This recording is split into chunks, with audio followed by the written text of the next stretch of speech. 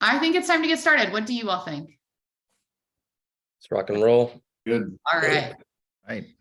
So welcome again.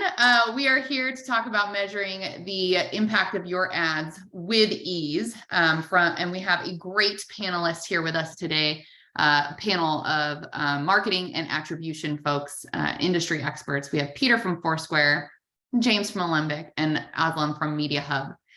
We also, if you see on your screen, have Katie in the background here from Yelp, who's going to be helping coordinate along the way.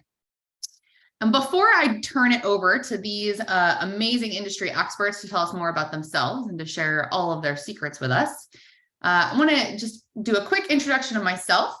I'm Caitlin Erickson. I've been here at Yelp for over 10 years now. I'm our senior manager of enterprise marketing. So I oversee everything from content marketing and webinars to email campaigns, pre-sales development for our multi-location segment. And that includes attribution, making sure that we are measuring the impact of our advertising. So again, we have Peter from Foursquare, we have Aslam from Media Hub, and we have James from Alembic. I'm going to go ahead and turn it over to them to give us a little bit more information about themselves. So James, why don't you kick us off? Tell us a little bit more about yourself. Sure. So my name's James Lerner. I'm currently the director of demand and engagement at Alembic. I've been at the company for about 7 months now. Previously, I was the performance marketer at Sam's Club and Walmart Inc., doing everything from paid search, programmatic, and affiliate marketing. Prior to that, I have a ton of other client-side retail experience and agency experience. Attribution was kind of the one thing that I was always trying to get my brain around. The reason why I moved from Walmart Sam's Club was exactly to tackle this problem of attribution.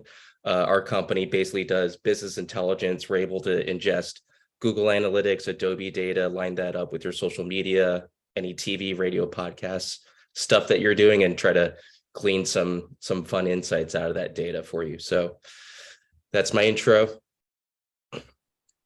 Excellent. Thanks, James. Peter, tell us a little bit about yourself. Sure. So I'm Peter Greb. I'm the Vice President of Partner Solutions here at Foursquare. I have a team of about 15 people who support all of the media partners and platforms for whom we do measurement and targeting across all of the different campaigns that we work on. I've been here about 6 years, although I started at Placed in Seattle about 6 years ago before Placed joined with Foursquare. Prior to that, I actually have an agency background. I spent many years at Razorfish doing all forms of digital marketing over the years. But I've had a lot of fun being here at Foursquare, really leaning into the attribution space and understanding measurement and all the interesting things that go about that.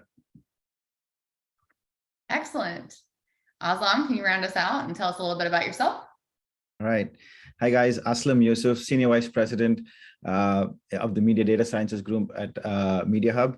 I handle analytics partnerships and data visualization over here. I'm technically a boomerang to Media Hub.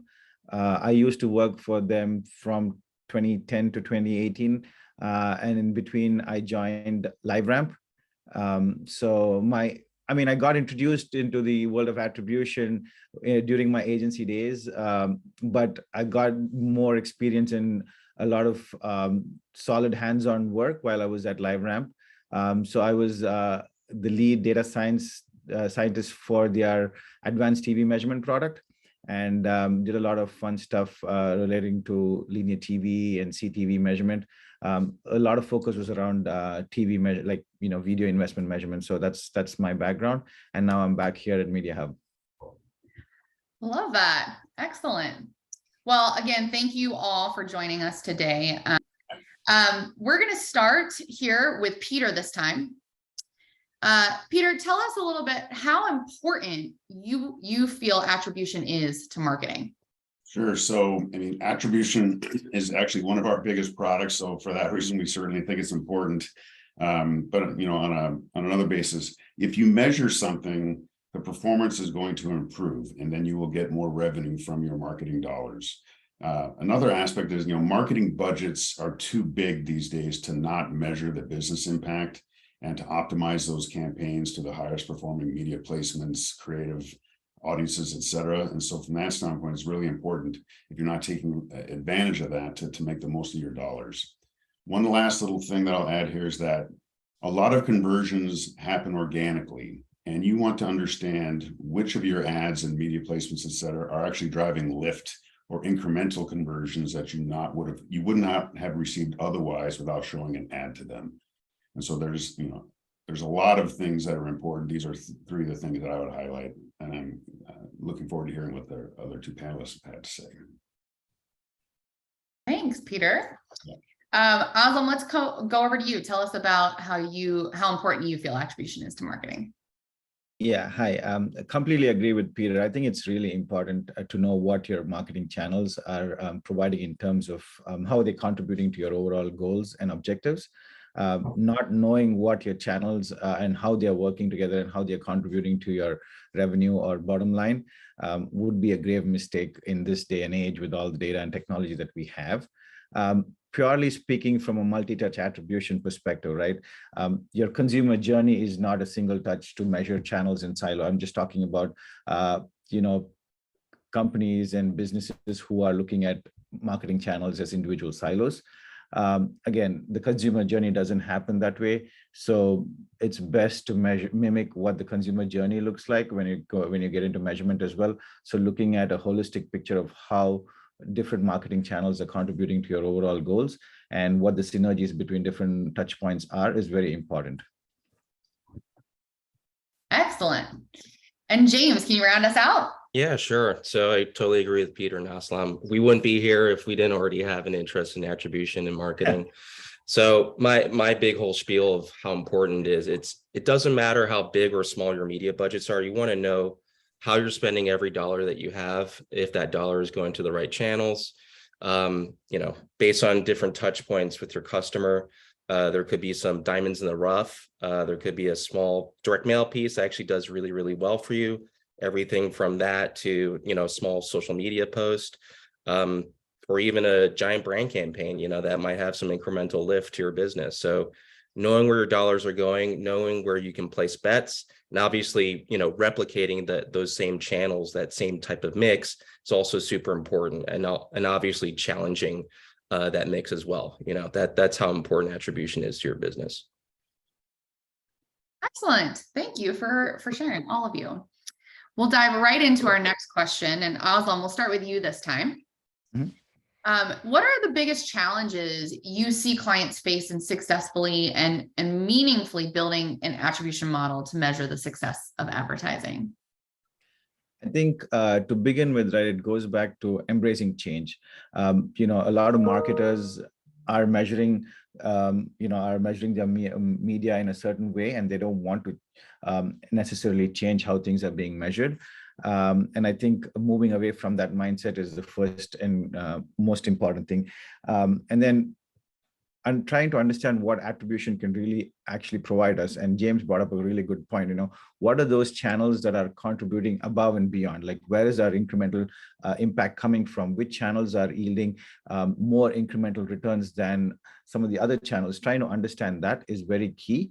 And lastly, what was said and done, what goes into your model gets spit out, right? Garbage in, garbage out. Making sure the implementation is right is very important. Like trying to identify what the key objectives are, what our KPI should look like, what are the parameters within which we should work.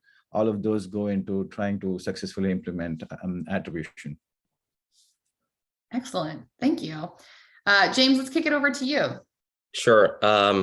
Kind of a two-part answer to that question of what are the biggest challenges that you face of introducing an attribution model. Is there's a qualitative part of that. One is obviously getting everybody involved, getting all parties, either third-party vendors, internal stakeholders, to really embrace an attribution model, actively talking about it and just doing it. And just, there's always a status quo with certain organizations, just doing the same thing year after year and no challenges to it. Really challenging that status quo and bringing in a lot of people, and obviously agreeing on some type of model, or at least some type of testing framework, right?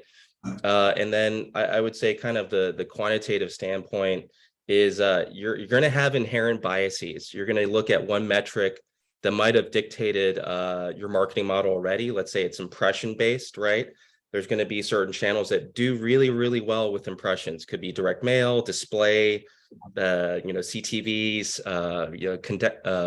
streaming TV, for example. And then you've got last touch channels like paid search and affiliate. Obviously, those two fight each other all the time. Having an agreement, coming to an agreement in the middle, I think is at least one way to kind of solve those problems or solve that challenge. Excellent. And Peter, tell us a little bit about some of the challenges you see clients face. Yeah, so a lot of what we hear about is getting actionable business metrics for those campaigns, and then getting those metrics mid-flight before a campaign is over, so you can take action on them while the campaign is still live. A lot of different solutions don't give you any performance metrics until after the campaign is over, or even many months after those are over. And so getting that performance data mid-flight is important. We generally will provide a metric for campaigns we're measuring within a couple of weeks after launch. And then we update those metrics every day or every week, depending on the campaign, so you can make improvements to those metrics. Another thing I wanted to touch on was that some conversion types are more applicable to certain verticals. So when you're looking at store visits, for example, for QSR, a visit is highly correlated to business results, because when people visit a QSR, you're generally going to buy something. For retail, for example, it's a little less correlated, because not everyone buys something when they actually go into a retailer. And that's actually one of the reasons why we're exploring adding sales lift metrics next year into our attribution product, using actual purchase data to get more actionable business metrics for our customers. Excellent. Excited to hear more about that next year. Yeah. James, we'll start with you on this one. How do you ensure attribution is accurate? Accuracy. How do you ensure that? For sure. There's actually a really simple way of doing that. One is doing an isolated test. If you're doing, geo-targeted direct mail, for example, if it's nationwide, you can exclude a certain market or a certain number of households from that drop. Obviously, in digital media, it's relatively easy to exclude or include certain markets, and then figure out what the incrementality is. If there's no media running or very little media running to that area, would you see the same sales, right? There are other ways of buying software or using a consulting company to verify whatever existing model that you have is accurate. Everything from $200 an hour to upwards to $1,000 an hour. The sky's the limit. But I would say, starting off, kind of a grassroots type of campaign, isolated tests, geo-targeted tests are probably one of the easiest ways to come up with some type of attribution, and also try to figure out if it's accurate or not. Try to replicate that same test in different markets. Excellent. Peter, over to you. How are you thinking about accuracy? Yeah, so as an attribution provider, we think about accuracy a little differently. We are thinking about accuracy around the accuracy of the conversions we're measuring, the accuracy of the total metrics, so your cost per numbers are accurate, then also the granularity of the data cuts. And so one of the ways we do that is we use first-party data in our products, which allows for persistent measurement in the background of users and the locations they're going to. This allows for very accurate understanding of the visits they're making, which provides better numbers in your metrics. The other way we're looking at this, like I mentioned before, from a cost per number, is that not every person or every conversion can be seen or actually noted. Our product is panel-based, and we normalize and scale up our metrics to full campaign exposure after we've done our calculations. And so you're getting to the total numbers and cost pers that are more accurate to full campaign exposure. So if you only count the users and the conversions that can be actually seen by your model, you're going to be undervaluing your performance. And so that's some of the ways that we're looking at accuracy. Excellent. And Aslam, over to you to round us out on accuracy. I think both James and Peter brought really good perspectives from a solution-based and from like an implementation and design-based. And I think it's very important to have both in mind. And I'd like to bring a third perspective where, you know, having the right resources, right?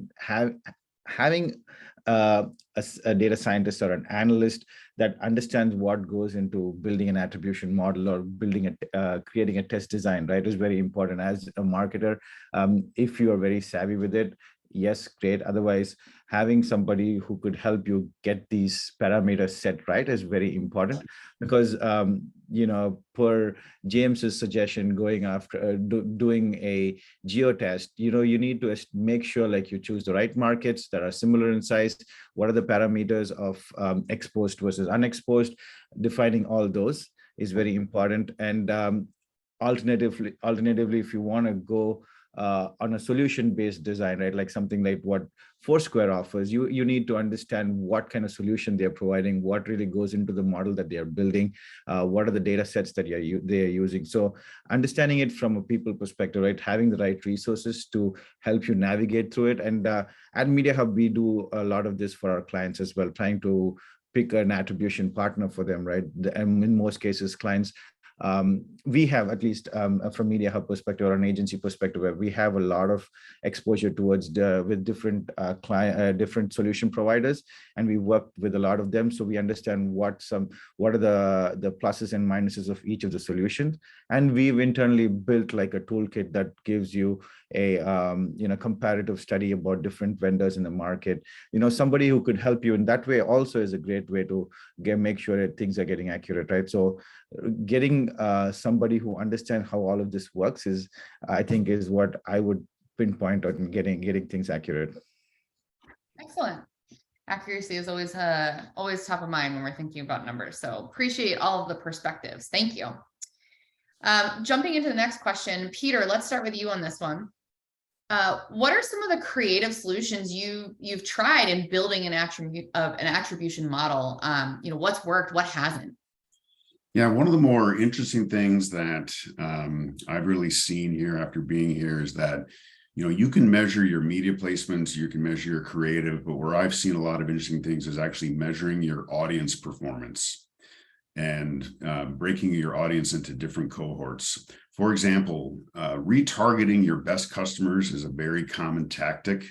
And while that may get a lot of visible conversions and have a high conversion rate, depending on the messaging, it's actually very hard to get lift and drive incremental conversions from those customers who, you know, visit your store the most. And, you know, many of those conversions would have happened anyway without that advertising. Another thing that we've seen is that in many cases, depending on the message, purposely targeting your low frequency customers or people who are not current customers can actually drive more incremental visits and new customers into your store. Incrementality, one of my favorites. Excellent. Aslam, over to you. What are some of the creative solutions you've tried? All right. I think I mentioned this a little earlier in the conversation where during my time at LiveRamp, I did a lot of hands-on data science stuff for the TV measurement, advanced TV measurement solutions, right? So during my time there, we built out a solution for CPG. Basically, CPG is a very tough vertical, right? There are different types of products. You have your off-the-shelf, you know, products that you use on a, you know, weekly basis, like, you know, you buy stuff from your grocery or retail outlets. I mean, grocery outlet mainly, like, you know, food and beverage, your cereals, think about it, those get replenished almost every other week or bi-weekly or once in a month you buy those. And then there's products like OTC drugs that get bought once the expiry is done, or, you know, probably if it's a more regular drug that you keep replenishing the stock, it's more like, from an OTC perspective, right, it's more like once or twice a year, right? So the purchase frequency of these products are really different. And when I'm going to get into nuances of, you know, how you set up an attribution model, right? One of the key things when talking about attribution model is establishing an attribution window. And with products with such different purchase cycles and purchase frequency, right? How do you establish a standard one-size-fits-all type of solution? it's not possible, and the results would tell you something completely different. And you need to be aware of those kind of nuances when you're thinking about building a model, right? So in this case, the way we learned was through trial and error. Fortunately, there were multiple brands that we were working with around the same time, and we had the opportunity to test and experiment.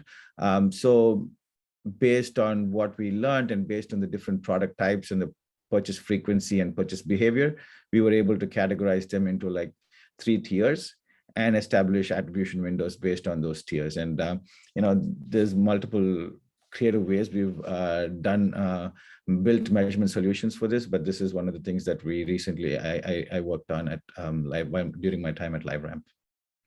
Awesome, excellent, thank you. And James, over to you. Sure. So I'll have kind of like 2 answers to that, what to do and what not to do.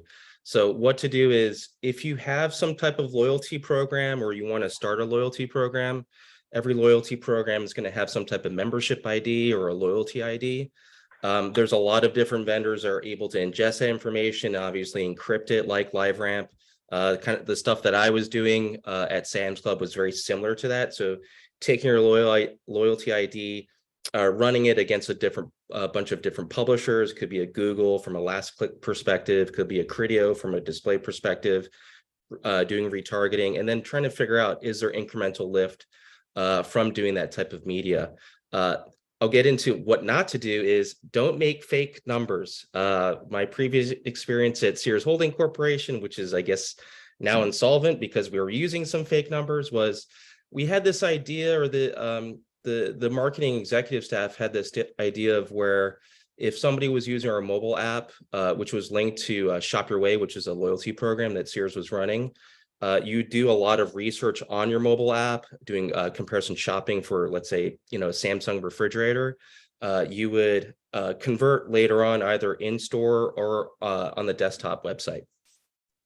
So we would apply an artificial multiplier to that mobile traffic or to that mobile revenue. And we would spend into that. We would try to, get as much mobile traffic as we possibly could.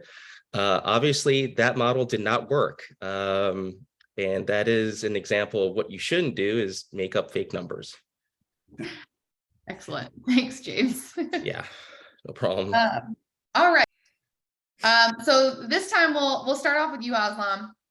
What are your top tips to clients who are just starting to think about, implementing or improving attribution for their advertising campaigns? I think number 1 tip is get started. We have this whole philosophy at our agency where whenever we are onboarding a new client, we try to start small. Building a testing agenda on what you want to learn, what are the kind of things that need to be addressed and what you want to learn is, and identifying those is very important. Building a test agenda on, things that can be achieved within a short span of time, medium span of time, and a long term. So identifying those and having those written down is really important from my perspective. And like I said, our notion is around crawl, walk, run, and grow as you learn more things. Start really small. It could be anything from a simple A/B test to understand what type of creative stimuli or what type of media stimuli is driving the better result, what kind of landing pages better at driving the desired outcome, trying to understand those. And from there, moving on into attribution. It could be single channel attributions, where you're just trying to look at attribution across just a single channel, like working with social walled gardens. They provide their own sort of incremental studies where you could look at social as a standalone channel and what kind of incremental impact it's bringing to your bottom line revenue. Those are studies conducted by those social walled gardens. But on the other end, you could do a similar thing with the setup that you have, trying to isolate certain channels and trying to understand what your incremental impact for those channels are and where the incremental revenue is driven. Identifying your baselines. Those are the basics. If you get those set up and understood, and then it's time to move on to the more complex stuff, where you're looking at media mix models, multi-touch attribution, and optimizing based on the results from the models and stuff like that. I think that's my tip in terms of getting started. but do get started. Just do it. Just do it. Excellent. James, over to you. What are some of your top tips? You got to start somewhere. I totally agree with Aslam on that. Even just creating a baseline, if it's just equal weight, like a linear attribution model, you got to start somewhere. If you got 4 different marketing channels, including an organic channel, for example, 25% weight, across all of them. And if I may interject, right? Sure, It's pretty straightforward when you think about like starting small, right? Tools like Google Analytics kind of provide that off the shelf, like the models that James is talking about. Those are available off the shelf. So if you wanted to get started on attribution, that's perfectly the right place to start looking at it, and then you can go on to the complex models. Sorry Yep. to No, you're good, man. Just again, there's a lot of free tools out there. Google Analytics is one of them. Obviously, if you're an Adobe site analytics client, they have stuff out of the box from them. I wouldn't say that they're super accurate, but from a digital analytics standpoint, there are a lot of offers out there. And then again, from a Yelp standpoint, Foursquare standpoint, they do have lift models and visitation attribution as well. If you work with your tender type companies like a MasterCard, Visa, these people are more than happy to give you some type of incrementality or some type of attribution model, because they're actively tracking transactions. They obviously want you to use Visa, MasterCard, American Express more so than the other person, so they're more than happy to give you that type of information. Again, I would say, start somewhere, put yourselves in the shoes of a consumer. What kind of media consumption are they doing? How do they research? How do they get to your product? There's a journey from inception of figuring out that they want to buy your product or service all the way to purchase, and then obviously post-purchase. Got to start somewhere, and putting yourselves in the shoes of a consumer or a potential client, super important. Excellent. Peter, can you round us out with some of your top tips? Yeah. So, once you've gotten started and once you start leaning into it, where you can, we've talked a lot about incrementality, but where you can, if you have feasibility and enough data, make incremental metrics your primary KPI versus just the total metrics. At Foursquare, we have benchmarks for all the campaigns we measure, and less than half of campaigns, there's that old famous quote, but in reality, less than half of the campaigns we measure, is closer to 40%, actually have lift at the all up campaign level. But don't let that frustrate you if you don't have lift on your all up campaign, because there's almost always lift somewhere if you look more granularly into the metrics. Looking at either the creative message, the media placements, the audience cohorts, geo cuts, age, gender, et cetera. There's always lift somewhere in these reports. And if you lean into those areas where you're seeing the lift and start making changes to your campaigns and messaging and how you're serving those ads, you can then start getting more incremental visits and improve your metrics overall if you lean into that. Yep. Please feel free to drop questions into the Q&A box as we're transitioning into the Q&A. But before we do, I wanted to take a quick minute and just share a little bit about Yelp attribution options as well. Something that we really focus on at Yelp, and a lot of our panelists have touched on, is making sure you have the right tools and the right resources. And so we want to create a mutually beneficial relationship with our clients where we are creating that attribution model for you so that you are able to measure the successes and, quite frankly, where things aren't working, so that you can make better investment decisions, so that we can also help guide you along the way. And we have a number of different options. If you're running an awareness campaign through Yelp audiences and you need to measure brand lift, or all the way down to conversion and you want to measure on the transaction level, we have really great visitation partners, as you all know, with Peter here at Foursquare. And we have first-party solutions as well. And we'd be honored to talk to you and answer more questions about how Yelp attribution tools can help you measure your Yelp campaigns as well. This QR code is going to allow you to schedule some time with a Yelp team member one-on-one, so you can get your questions answered. Or if you're ready, dive into some of the attribution tools that are available to you. I'm going to just grab this because I know Katie, I know Katie is trying to get it out to everybody, but Now that's in your chat if you want to follow up with someone at Yelp. And similarly, if you want to connect with somebody at Foursquare or learn more from Foursquare, if you go ahead and scan this QR code, or again, I will drop the link into the chat for you. They've put together some really great information about holistic attribution options at Foursquare, as well as an opportunity to connect with someone from their team. Also, Media Hub, if you check out Media Hub at mediahubww.com, you can learn more about what Media Hub can do for you. Or if you want to get a free demo from Alembic, getalembic.com. We'll get you there. And with that, I'm going to move us over into our Q&A. So I know we have a couple of questions in the chat already. We'll start with, feel free to drop some more in as well. And we will just spit these over to Peter, James, and Aslam for the next roughly 5 minutes, and then we'll wrap up at the end. We'll start with our first question for Peter. Peter, you talked about leveraging first-party data. What are some examples of first-party data used, or how effective is it to leverage data from platforms like Yelp? The question's a little long, so I'll give it all to you, but maybe I think it's a couple-part question, but yeah. So what I was referring to is that Foursquare, we have our own first-party data that we use in our panel. And so we have, millions of people who have, a Foursquare app or one of our affiliate apps downloads who have signed up and agreed for us to track their location and use them within our measurement platform. And so that's Foursquare's first-party data. And we use that same data and platform to measure Yelp's campaigns, as well as all the other media partners that we measure for a campaign. And for example, if a brand has a full campaign of, say, 10 media partners, we would use that same first-party data in our panel to measure all of the ad exposure across all of those 10 partners. And we would put them into what we call a multi-partner report, fully dedupe all the ad exposures and all of the visits, and give you all the outputs that we would from our attribution report.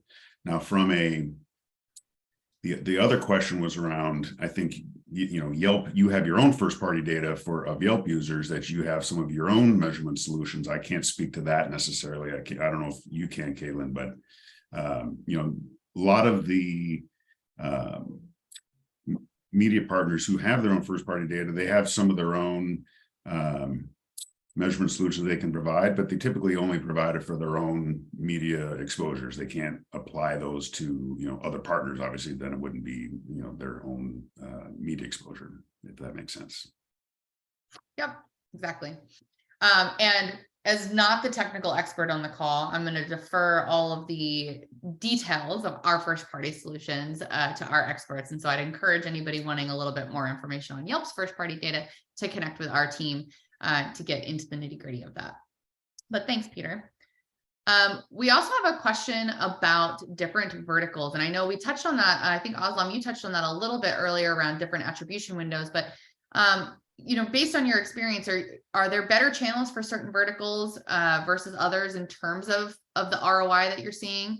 Home services versus restaurants, where you're seeing the best ROI? And I'll just open that up to all three of you, whoever wants to kind of jump in first. I think it's a very tricky question to answer, in terms of what works by vertical, right? There are certain channels like the examples that you mentioned, right? I would think those kind of channels are very conducive to, or might work really well with, a more direct response type of channels. Say, for example, search, or direct response display campaigns, or direct response social campaigns. I would think would get more response from an overall, if your objective is ultimately sales and revenue, that those would be the channels that I would think of that are more effective. But again, it depends on the type of purchase cycle and the consideration that goes into it, right? For example, if it's an auto vertical, the consideration and the purchase decision is much longer. So you need to seed different types of marketing stimuli at different stages of their purchase journey, right from awareness to consideration to purchase. But for the examples that you gave from restaurants and stuff, the consideration or the decision-making process there is not very laborious or very long. Making sure it's top of mind and creating the awareness is important, but also what pushes them towards ultimate conversion is those direct response type of messaging that can get the foot into the store. Those are the campaigns, those are the channels that might yield a better ROI. Again, it might vary by company, by brand, but just general guidelines. James, Peter, anything to add? Yeah, I can. If you want to find me on LinkedIn, I can talk ad nauseum about this stuff.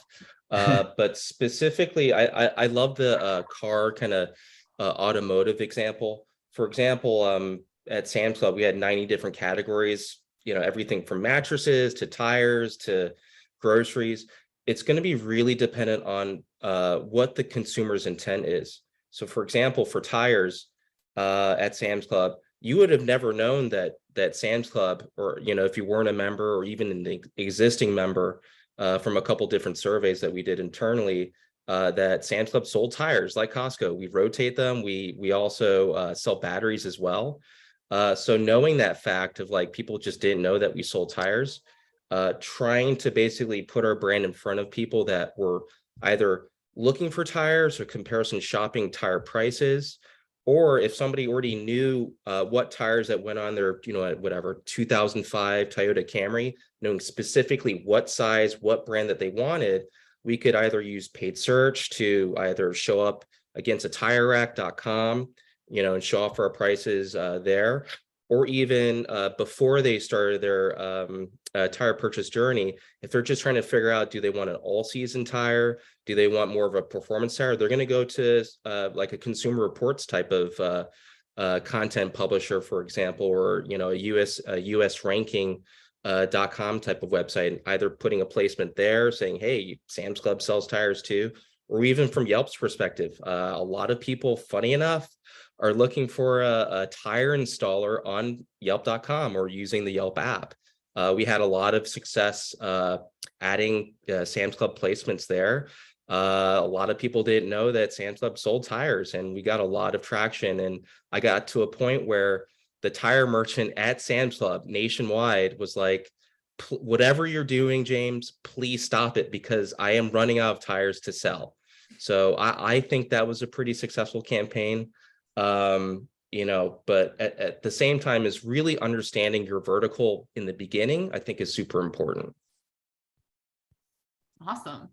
There are quite a few people looking for tires on Yelp, huh? Yeah. Peter, I would just add a couple things to that. So we obviously work individually with each brand that we work with, and they get their learnings from that. But we also create aggregated insights and aggregated benchmarks. And we have benchmarks by verticals, and those benchmarks would be something like, well, what percentage of campaigns have lift? What is when there is lift, what is the median lift? What is the median cost per incremental visit, et cetera? One thing I'll say about the questions about the restaurant vertical. So Yelp actually performs very well compared to our benchmarks, particularly in the restaurant vertical. They outperform the percentage of campaigns with lift. What is the incremental cost per visit, et cetera? Yelp actually performs quite well. We'd love to hear that. Thanks. Yeah. And we are already at the end of our time, which just goes by so fast. I do want to put up this last screen for anybody that didn't get a chance to grab these before. We do have both of the links for both of these QR codes in the chat for you as well. So again, on the left, if you want to chat with somebody at Yelp about the attribution solutions for your Yelp campaigns, what makes sense, get your answers, get answers to your questions, please do use that left QR code. If you want to learn more about the holistic attribution options Peter talked about, connect with Foursquare. He even mentioned some sales lift metrics coming in the new year. If you want to stay in touch with them, please use the Foursquare QR code on the right, or the link in the chat. as well as Media Hub, www.com to connect with Aslam and his team, or getalembic.com to connect with James and his team. I just want to say thank you again for our panelists joining us. We have some really great expert advice coming from them. Thank you all for taking some time out of your day. We will continue to have some great webinars with some future panelists in the new year, and you can check out future events in our calendar at brands.yelp.com. But thank you again for joining us today, and we will see you next time. Bye, everyone.